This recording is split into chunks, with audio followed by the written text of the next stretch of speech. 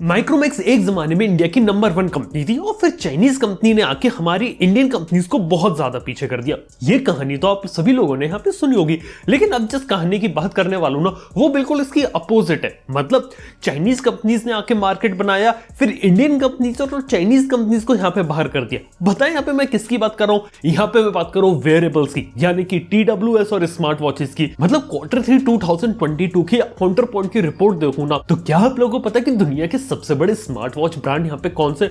वो है noise, Fireboltt और बोट। अब यहाँ पे मैं थोड़ा सा क्लैरिफाई कर देता हूँ दो चीजें कि यहाँ पे दो टाइप की स्मार्ट वॉचेस होती है। एक होती है इसके अंदर आपको हाई लेवल OS है, जिसके अंदर आपकी एप्पल वॉच आती है, इसमें वॉच OS होता है। सैमसंग की गैलेक्सी वॉच आती है, इसमें Wear OS होता है और इसके अंदर एप्स वगैरह डाल सकते हैं। लेकिन जो बेसिक स्मार्ट वॉच होती है ना, वो बेसिकली फिटनेस बैंड जैसी होती है, जिसके अंदर आप ज्यादा कुछ कर नहीं सकते, लिमिटेड फीचर्स रहते हैं और ज्यादा कुछ चीजें डाउनलोड नहीं कर सकते। और इन जो बेसिक स्मार्ट वॉच वाला जो सेक्शन होता है ना, इसमें इंडियन कंपनीज ने कब्जा करके बैठा है। और हाँ, ये मैं इंडिया की नहीं, ये ग्लोबल लेवल पे बात करूं कि ग्लोबल लेवल पे इतनी धूम मचा रखी है और उसका मेन रीजन है कि इंडिया में इन वॉचेस की पॉपुलैरिटी का होना। चलिए बात करते हैं इंडिया में कौन कौन से ब्रांड पॉपुलर हैं। तो यहाँ पर अगर मैं TWS के बारे में बात करूं तो सबसे पहले नंबर पे जो कंपनी है वो है यहाँ पे बोट, जिसका मार्केट शेयर लगभग 30% है। सेकंड पोजीशन पे बोल्ट ऑडियो आती है, थर्ड पे पीट्रॉन आती है और फोर्थ पे सरप्राइजिंगली ओप्पो है, जो OnePlus के साथ मिलकर TWS ईयरफोन वाले मार्केट में फोर्थ पोजीशन पर है।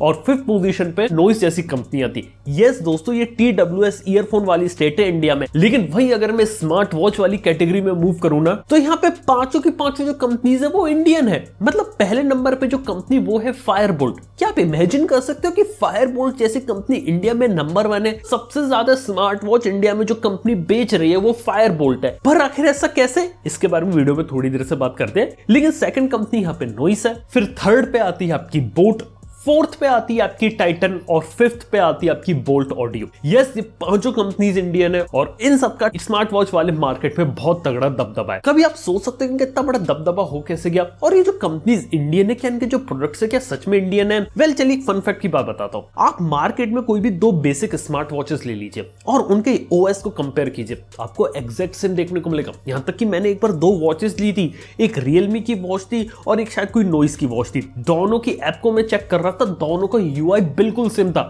ऐप अलग है, UI सेम है। पता है इसके पीछे का रीजन क्या है? वो ये है कि 80% जो दुनिया के वेरिएबल्स होते हैं ना, वो शेंजन चाइना के अंदर बनते हैं। और इन सब कंपनीज ने भी शुरुआत में यही स्ट्रेटेजी अपनाई थी कि हम लोग चाइना से माल खरीदेंगे, अपना लोगो लगाएंगे, इंडिया में बेचेंगे।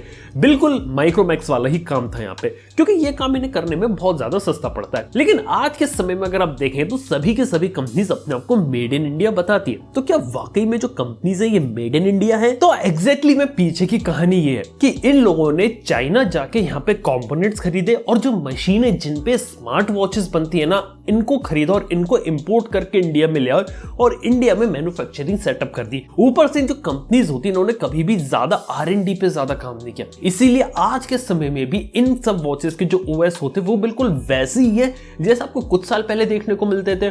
और दो स्मार्ट वॉच भी ले आओ ना, वो भी बिल्कुल आइडेंटिकली यहाँ पर काम करती है। उसके अंदर कोई ज्यादा इनोवेशन, कोई डेवलपमेंट हुआ नहीं। यहाँ तक कि इनकी जो एप्स होती है वो भी यहाँ पे काफी ज्यादा सिमिलर है। लेकिन फिर एक बात आता है कि चाइनीज कंपनीज ने चले मार्केट शुरू किया था, Xiaomi ने अपने Mi Band को लेकर आई थी, लेकिन आज के समय में Mi Band का नामो निशान यहाँ पे दूर हो चुका है और इन सब कंपनीज का बोलबाला है। ऐसा कैसे इन्होंने यहाँ पे कर लिया? देखो, इसके पीछे का सिंपल सा रीजन है कि इन्होंने प्राइस पॉइंट पे खेला। इन्होंने अफोर्डेबल रेट पे सही प्रोडक्ट निकाला। जहां पे Xiaomi और दूसरी चाइनीज कंपनी अपने रेट को ऊपर खिसकाते चले गए, इन कंपनीज ने कभी भी अपने रेट को ऊपर नहीं खिसकाया। इन कंपनीज ने हमेशा सस्ते में काम किया। मतलब ज्यादातर जो कंपनीज के प्रोडक्ट्स होते हैं ना, वो 2-2.5 हजार की रेंज में आ जाते हैं। आज के समय में 2000 वाली वॉच में आपको ब्लूटूथ कॉलिंग जैसी फंक्शनलिटी मिल जाएगी, 2500 वाली में OLED डिस्प्ले मिल जाएगा। अरे 1500 रुपए में तो आपको एप्पल वॉच अल्ट्रा क्लोन मिल जाएगी, जो देखने में दूर से तो एप्पल वॉच जैसी लगेगी। कोई बता नहीं सकता देख के कि एप्पल वॉच है कि उसका क्लोन है, जब तक उसे पहने नहीं, उसे यूज नहीं करे, उसे टच फील नहीं करे। और मार्केट में जब सस्ते ऑप्शंस अवेलेबल है तो क्यों कोई महंगा ऑप्शन जाकर लेगा? और यही चीज हुई यहाँ पे। इन लोगों ने सस्ते में मार्केट को ग्रैब करना शुरू कर दिया। 1500 रुपए से चीजें शुरू हो गई, 2-2.5 हजार तक चल रही है, 3000 तक भी चलती है, लेने वाले लेते हैं। और अंडर 5000 इनका पूरा प्रोडक्ट मार्केट है। अगर आप इनमें से किसी भी कंपनी का पूरा पोर्टफोलियो उठा लेंगे, 5,000 से कम में सब खत्म कर देते हैं लोग, 5,000 से ऊपर तो खिसकते भी नहीं है। और इन सारी कंपनीज की खास बात बताता हूँ, ये सारी कंपनीज आज के समय में R&D से ज्यादा मार्केटिंग पे खर्च करते हैं। चाहे हम ऑनलाइन एड्स के बारे में बात कर ले या ऑफलाइन एड्स के बारे में बात कर ले, या फिर बॉलीवुड सेलिब्रिटीज के साथ जो इंडोर्समेंट होता है वो, या फिर क्रिकेटर्स के साथ जो इंडोर्समेंट होता है वो, उसके ऊपर ये लोग ज्यादा फोकस करते ताकि ब्रांड को ज्यादा विजिबिलिटी मिले। और इन्होंने स्मार्टली अपनी जो प्रेजेंस होती है ऑनलाइन और ऑफलाइन दोनों जगह रखी हुई है ताकि कहीं भी कोई भी लेने जाए तो इनकी वॉच का ऑप्शन मिले। और जैसे इंडिया में लोग की डिमांड बढ़ी वैसे वैसे चीज यहाँ पे ग्रो होती चली गई। और इन कंपनीज की ग्रोथ तो अब इतनी हुई है कि अगर आप इनको चाइनीज कंपनी से कंपेयर करोगे ना तो आप भी हैरान हो जाओगे। मतलब एक छोटा सा एग्जांपल बताता हूं, अभी हाल ही में नोइस कंपनी ने अपनी ग्रोथ निकाली और पता चला कि उनकी ग्रोथ पिछले साल के कंपैरिजन में 100% हो गई है और पूरे 2000 करोड़ रुपए का रेवेन्यू उन्होंने बना लिया। और इसको अगर मैं किसी चाइनीज कंपनी से कंपेयर करूं, जैसे रियलमी से कंपेयर करते हैं ना, रियलमी का उल्टा खेल हुआ। पिछले साल से इस साल कंपेयर करूं तो रियलमी का मार्केट आधा हो गया। मतलब बिलीव कर रहा हूं कि रियलमी ने पिछले साल से इस साल कंपैरिजन में आधे फोन बेचे। वही नोइस जैसी कंपनी ने अपनी स्मार्ट वॉचेस बेच के अपना मार्केट डबल कर लिया। Xiaomi से कंपेयर करूं तो 30 to 40% का मार्केट कम हो गया Xiaomi का। लेकिन जितने भी इंडियन ब्रांड्स है वो एक्सेसरी मार्केट में आगे बढ़ गए। मतलब सस्ता प्रोडक्ट बना रहे हैं लेकिन ग्रोथ रेट इनका मोबाइल फोन वाली कंपनी से ज्यादा है। देखो पहले तो ये बात माननी पड़ेगी, मोबाइल फोन कंपनीज की जो प्रेजेंस है आज के समय में ईयरफोन और वॉच वाले मार्केट में इतनी नहीं है। ओप्पो OnePlus को हटा दे तो कोई दूसरी कंपनी TWS में है नहीं, और वॉचेस भी इन कंपनीज की अब इतनी ज्यादा पॉपुलर रह नहीं गई है। और इसके पीछे का एक रीजन है कंज्यूमर का। कंज्यूमर को आज के समय में सस्ते से सस्ते में प्रोडक्ट चाहिए। अगर मार्केट में अगर ईयरफोन लेने भी जा रहे हो तो 1500 रुपए ईयरफोन शुरू हो जाते हैं और 2,500-3 हजार में आपको ANC वाला ईयरफोन मिल जाता है। क्यों जाके ज्यादा महंगा ईयरफोन लेगा? और इन सारी कंपनीज का यही फोकस है कि सस्ते में प्रोडक्ट्स उतारो, लोगों को दो, लोगों से यूज करेंगे।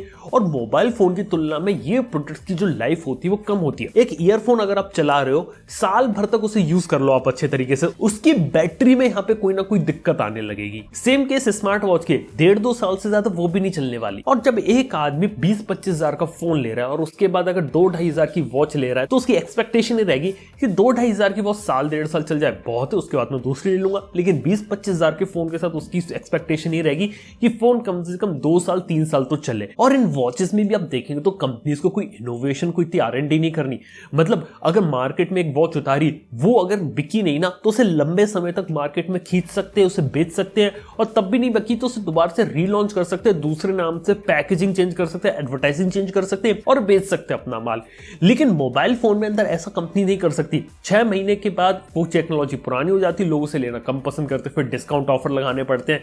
लेकिन स्मार्ट वॉचेस में जब इनोवेशन ही काफी कम है तो यहाँ पे इस तरीके से वो माल आसान तरीके से निकाल लेते हैं। लेकिन सवाल यह आता है कि चाइनीज कंपनीज ने भी सिमिलर स्ट्रेटेजी अपनाई थी। उन्होंने भी प्रोडक्ट जो थे वो ज्यादातर रीब्रांड उतारे थे। Xiaomi के भी मेजर IoT और जो वेरिएबल काफी सारी चीजें रहती है ना, वो खुद नहीं बनाता, वो भी किसी थर्ड पार्टी पार्टनर चाइना में उसने पकड़ रखा, उससे चीजें बनवा के इंडिया में बेचता है। और पूरे BB के ग्रुप के साथ भी सेम कहानी है, वो भी किसी ना किसी ODM को यहाँ पे पकड़ते हैं। और यही चीज यहाँ पे इन इंडियन कंपनीज ने कॉपी कर ली। और यहीं पे प्रॉब्लम आती है कि अगर फायरबोल्ट, नॉइस बोट ऐसी कंपनी कर सकती है ना, तो कल को दूसरी कोई कंपनी भी यहाँ पे आके ये सेम काम कर सकती है और इनसे कम रेट में चीजें प्रोवाइड कर सकती है और वो मार्केट शेयर ग्रैब कर सकती है। इसलिए जो पूरा बिजनेस मॉडल है इतना सस्टेनेबल नहीं है, क्योंकि अभी आप कर रहे हो लेकिन इसको रेप्लिकेट करना आसान है और कोई भी आदमी से रेप्लिकेट करके आपसे थोड़ा सा बेटर मार्केटिंग करके वहां पे मार्केट में किंग बन सकता है। अभी के समय में तो एक कंपनी यहाँ पे चल रही है, हो सकता है आने वाले कुछ साल के बाद कोई नई कंपनी यहाँ पर आ जाए, क्या पता है जियो यहाँ पर आ जाए और अपना खुद का स्मार्ट वॉच पूरा एक्सेसरीज यहाँ पे मार्केट में निकाल दे। मेरे को लगता है आने वाले समय में और नए ब्रांड और नई नई चीजें आपको देखने को मिलेंगी। फिर देखते हैं आगे चल के नंबर 1 कौन रहता है। लेकिन फिलहाल के तौर पे ये थी कहानी यहाँ पे इन नंबर 1 इंडियन ब्रांड्स की। बाय द वे आप लोगों ने इनके प्रोडक्ट्स को यूज किया और आप लोगों का एक्सपीरियंस कैसा रहा है, प्लीज ये बात नीचे कमेंट बताना ना भूलना। थैंक यू आपको वीडियो देखने के लिए। मैं आपसे मिलता हूं नेक्स्ट वन में। Good bye.